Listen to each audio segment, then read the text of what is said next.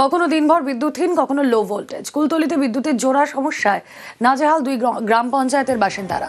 মইপিট, বৈকুণ্ঠপুর ও গুড়গুড়িয়া ভুবনেশ্বরীতে চরমে দুর্ভোগ। পরীক্ষার মরশুমে পড়ুয়াদের ভোগান্তি। সেচের জলের জন্য চালানো যাচ্ছে না পাম্পও।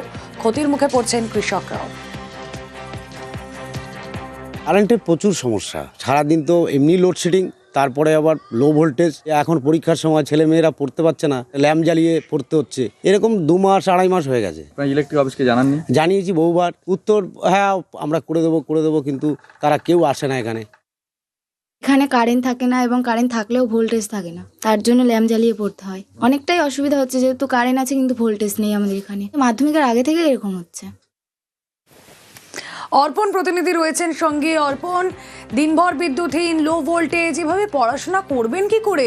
সত্যিই তো সমস্যায় এই দুই গ্রাম পঞ্চায়েতের বাসিন্দারা।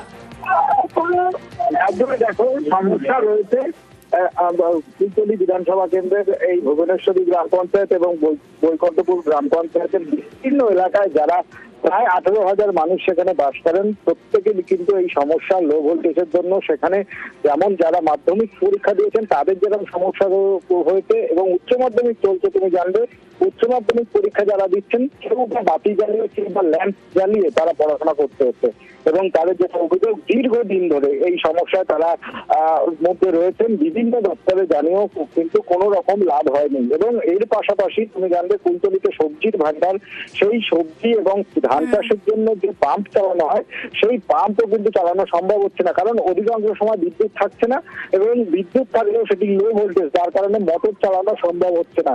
আর এর জেরেই কিন্তু নাজেহাল হয়ে পড়েছে এই দুই গ্রাম পঞ্চায়েতের মানুষজন। ওকে,